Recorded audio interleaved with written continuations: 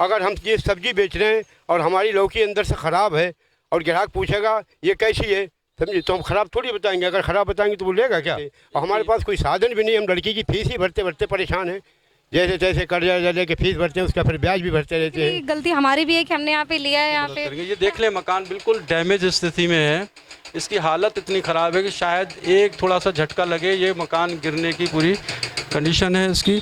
और उस घर में छोटा सा एक कमरा है, उसमें उस कमरे में यहाँ सब्जियाँ, यहाँ पर ये इनका ये चूल्हा है इनका, ये चूल्हा, ये जो है इस तरह से इनका खाना वगैरह यहाँ से बनता है। यहाँ पर इलीगल जगह थी, तोड़ने का बिल्कुल हक है उनका, पर मैं ये चाहती थी कि वो लोगों को कुछ मुआवजा देते या फिर लोगों को कहीं पर रहने के लिए कोई जगह देते। सटीक खबरों का सीधा असर। आप देख रहे हैं एनसीआर समाचार। आप देख रहे हैं एनसीआर समाचार, मैं हूं कमर अहमद।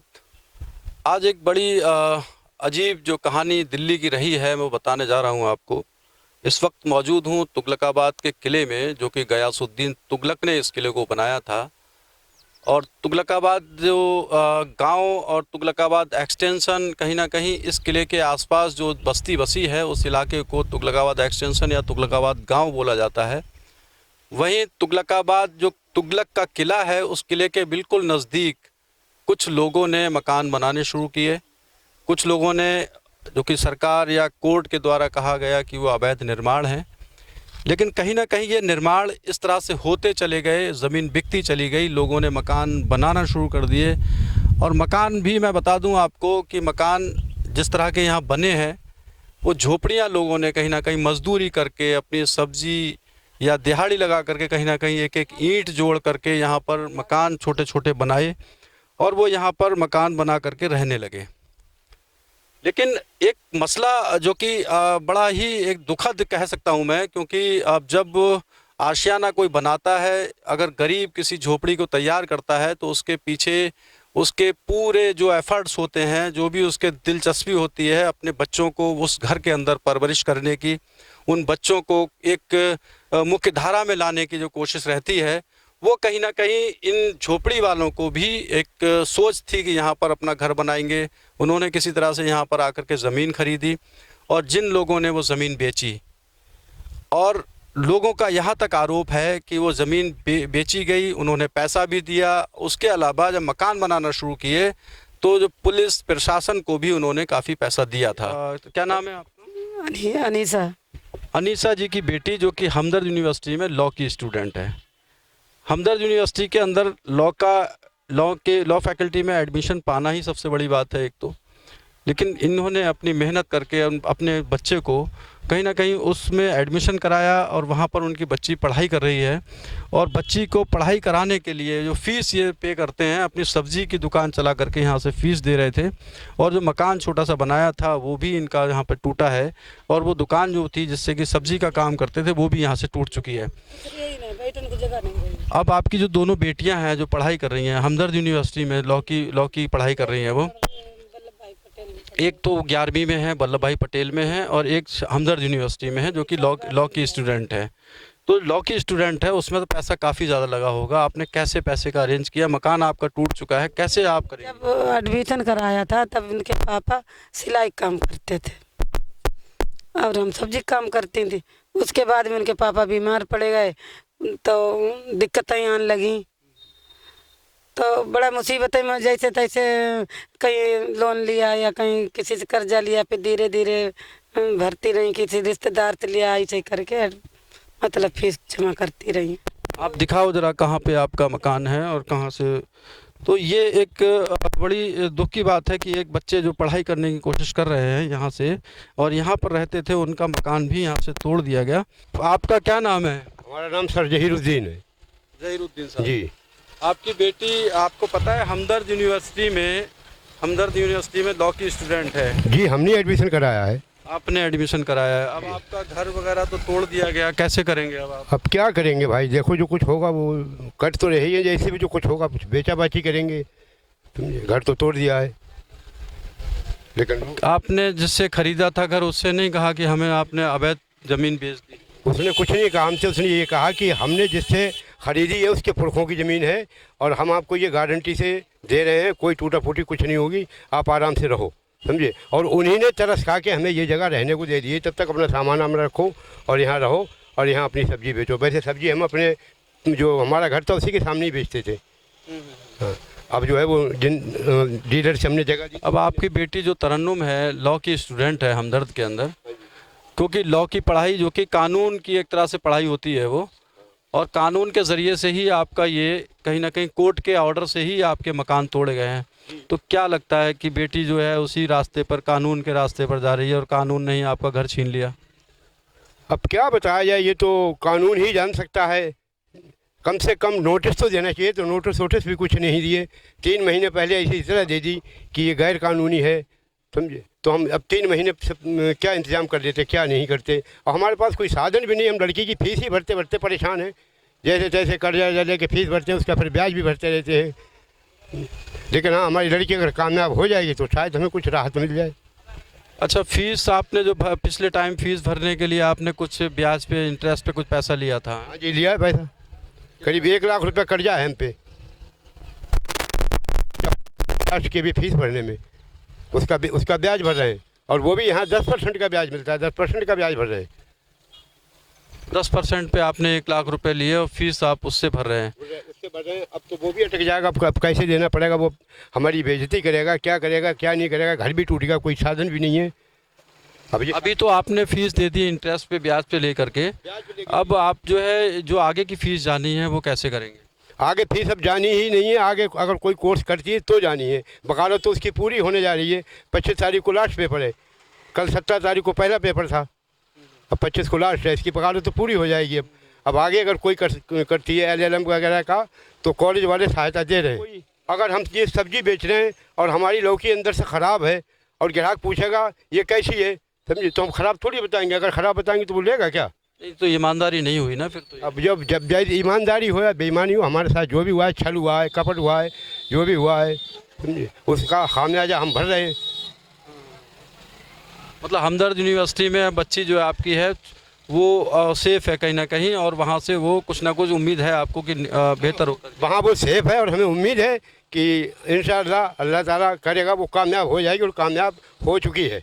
ये जो मैं दिखाना चाह रहा हूँ आपको, असल में एक जज्बा होता है, एक जुनून होता है, एक एजुकेशन को लेकर के बच्ची इतना सीरियस है, इतना ज़्यादा मेहनत कर रही है कि कॉलेज ने भी इनको आश्वासन दिया है कि किसी भी तरह से इनका LLB क्लियर होने के बाद में ये कहीं ना कहीं वो आगे की पढ़ाई के लिए भी वो सपोर्ट करने को तैयार हैं, जैसा कि इनके फादर ने बताया।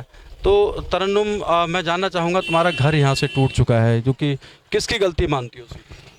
सर मैं इसमें किसी की गलती नहीं मानती हूँ सर। बेसिकली गलती हमारी भी है कि हमने यहाँ पे लिया है यहाँ पे, पर हमारी मजबूरी भी थी क्योंकि बाकी जगह पर रेंट इतने ज़्यादा है कि हम अफोर्ड नहीं कर सकते। इसी वजह से यहाँ पे मजबूरन हमें और बहुत से गरीब लोगों को यहाँ पे लेना पड़ा। और यहाँ पे सिर्फ पुलिस चौकी यहाँ पे पास में ही है, वो लोग यहाँ पे देख रहे हैं। यहाँ पे पुलिस वाले भी हैं, वो भी पैसे ले रहे हैं, किले वाले भी पैसे ले रहे हैं। गवर्नमेंट को भी पता है यहाँ पर घर बन रहे हैं। यहाँ पर ऐसा तो नहीं कि लोग सिर्फ झोपड़ी डाल रहे हैं।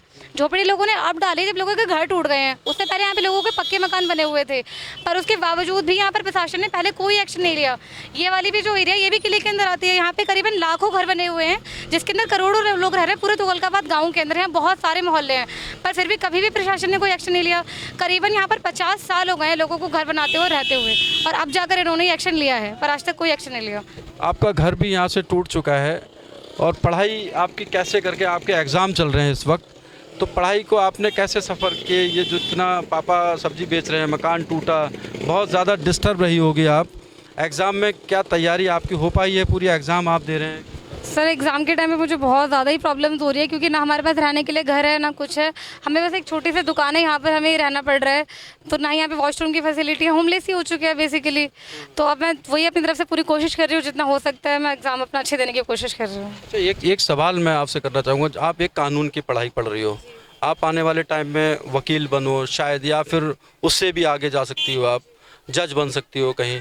तो मेरा मकसद ये है कहने का, जिस कानून या कोर्ट के ऑर्डर के तहत आपका मकान तोड़ा गया, कानून जो कोर्ट ने ऑर्डर दिया तभी यहाँ पर बुलडोज़र चला था, लेकिन मैं ये कोई किससे ज़्यादा शिकायत है? इस कोर्ट से ज़्यादा शिकायत है या जिन लोगों ने इलीगल तरीके से ज़मीन को बेचा और यहाँ पे गरीबों ने जो झोपड़े बनाए थे उनको, उनकी गलती की वजह से टूटे हैं या कोर्ट की वजह से? सर सबसे ज़्यादा शिकायत तो मुझे प्रशासन से है कि उन्होंने आज तक कभी भी कोई एक्शन नहीं लिया, और कोर्ट से बस मुझे ये शिकायत है कि यहाँ पर ये इलीगल जगह थी, तोड़ने का बिल्कुल हक है उनका, पर मैं ये चाहती थी कि वो लोगों को कुछ मुआवजा देते या फिर लोगों को कहीं पर रहने के लिए कोई जगह देते, या एटलीस्ट उनको 1 महीने पहले से ये चीज़ बोल देते कि हम इस डेट को हम तोड़ेंगे, आप प्लीज़ अपना सामान हटा लेना, क्योंकि यहाँ पर बहुत से लोगों का सामान भी बर्बाद हुआ है। हमारी तो दुकान थी, वो दुकान पूरी तरीके से बर्बाद हो गई है, हमारे कपड़े थे, खाने पीने का सामान था, वो सभी बर्बाद हो गया है। तो कोर्ट से मेरी ये शिकायत है कि उन्होंने लोगों के बारे में नहीं सोचा कि या तो उन्हें रिहेबिलिटेट कर देते कहीं पे, या कोई और उन्हें किसी तरीके का मुआवजा, या क्योंकि लोगों की तो पूरी तरीके से गलती नहीं है यहाँ पे। 18 से प्लस हो चुके हो, वोट दिया है कभी यहाँ से? जी सर, मैंने वोट दिया है। यहाँ से वोट बना हुआ है आपका? आधार कार्ड वगैरह? जी, आधार कार्ड भी है मेरा, वोट कार्ड भी है, यस सर, मेरे सारे डॉक्यूमेंट्स हैं। वोट किस पार्टी को दिया था? सर मैंने तो आम आदमी पार्टी को ही दिया था जी। उन लोगों ने कोई हेल्प की? सर अभी तक तो किसी ने भी कोई हेल्प नहीं की, कोई भी गवर्नमेंट यहाँ पे सर नहीं है। केजरीवाल सरकार की तरफ से आश्वासन आया था वैसे कि वो उन्होंने ऑब्जेक्शन उठाया था कि कोर्ट ने जो है जिस तरह से तोड़ा है, तो यहाँ पर उन लोगों को कम से कम रिलीफ मिले, कुछ उनके लिए मुआवजा मिले, या फिर उनको मकान, दूसरे मकान दिए जाए। सर मुझे तो ऐसा कुछ मालूम नहीं है, पर मैंने एक बार ये ज़रूर सुना था कि वो यहाँ पर आए थे, पर उनको अंदर नहीं आने दिया था जब यहाँ पे तोड़फोड़ हो रही थी। बट उसके अलावा मैंने न्यूज़ में अभी तक कुछ सुना नहीं है कि तुगलकाबाद वालों के उन्होंने कुछ मतलब कहा हो कि उन्होंने कुछ आश्वासन दिया हो कि यहाँ पे लोगों की मदद करेंगे, रिहेबिलिट करेंगे। अभी तक तो मैंने कुछ नहीं देखा न्यूज़। अब अगर आगे वकील या जज बनोगी आगे, मान लो, क्योंकि मेहनत कर रही हो आप, मुझे आपके पापा को भी बहुत उम्मीदें हैं आपसे, मम्मी को भी बहुत उम्मीदें हैं, छोटी बहन भी है आपकी, तो क्या लगता है किन किन चीज़ों को लेके काम करोगी? सर मैं गरीबों के लिए ज़्यादा मदद करूँगी, और कोई गरीब लोग होंगे जो परेशान होंगे, जो कोर्ट नहीं जा पा रहे होंगे, मैं उनकी ज़रूर मदद करूँगी, और फ्री में सर मैं उन लोगों के लिए जो है उनकी तरफ से जो है सर कोर्ट में मैं मुकदमे वगैरह में ज़रूर। इस बार आपका लास्ट ईयर है ये, जैसा कि पापा ने बताया, हमदर्द यूनिवर्सिटी में आपने बात की थी, हमदर्द वालों ने आपको क्या कहा आगे की पढ़ाई के? सर मुझे मेरी डीन मैम है, रजिस्ट्रार सर है, उन्होंने कहा है कि जितना ज़्यादा। क्या नाम है उनका?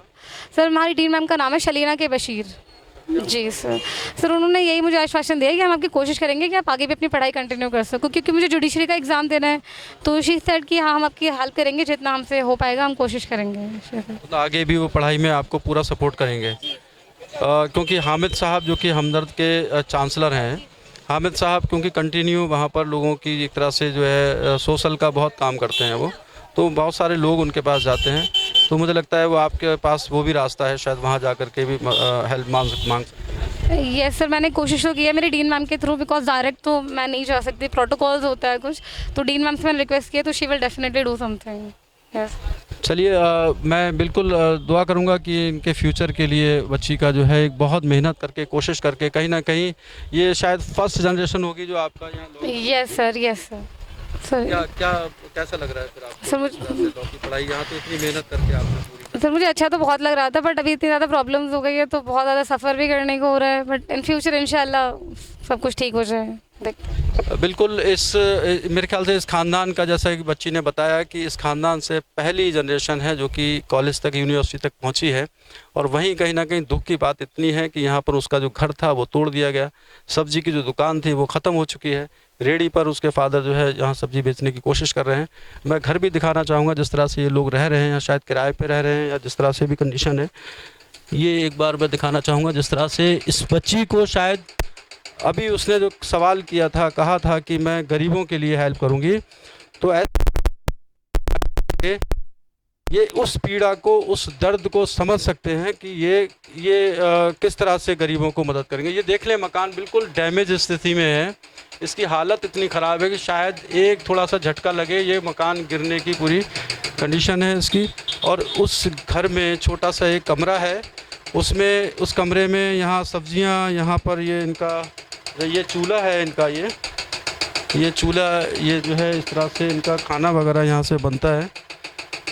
तो स्थिति वाकई बहुत ख़राब है। ऐसी स्थिति में बच्ची का पढ़ना और लॉ की एग्ज़ाम की तैयारी करना, ये कहीं ना कहीं दिखाता है कि वाकई अगर ये बच्ची कहीं आगे जाती है तो मैं समझता हूँ बहुत बड़ी बात होगी, और हिंदुस्तान, हमारे देश के लिए भी एक शर्मनाक बात होगी कि ऐसे बच्चियों के लिए कोई भी किसी भी तरह की शासन या प्रशासन या किसी भी पॉलिटिकल पार्टी की तरफ से कोई मदद इस वक्त इसको नहीं मिल पा रही है।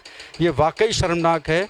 ऐसे बच्चों को हमें मोटिवेट करने की ज़रूरत है, ना कि हम इनका हौसला तोड़ें। इनको अगर हौसला नहीं मिला तो इन बच्चों के किस तरह से इनको आगे रास्ता तय करेंगे, किस तरह से ये, जैसा कि बच्ची ने बताया कि गरीबों के लिए ये काम करेंगे।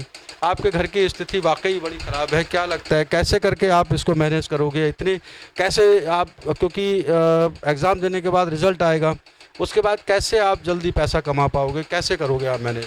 सर मैं फ़िलहाल जुडिशरी के एग्ज़ाम की तैयारी कर रही हूँ, तो सर मैं कोशिश करूँगी और मैं बहुत ज़्यादा मेहनत करूँगी जिस तरीके से मुझे सब सपोर्ट कर रहे हैं कि मेरा पहली बार में एग्ज़ाम निकल जाए सर जुडिशरी का, और मैं जिसके ज़रिए लोगों की मदद कर सकूँ सर।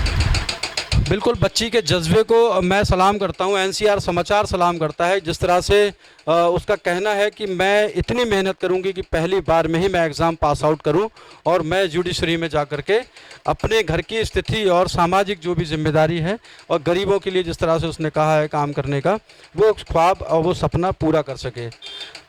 आप देखते रहें एमसीआर समाचार, मैं हूँ कमर अहमद, तुगलकाबाद फोर्ट से।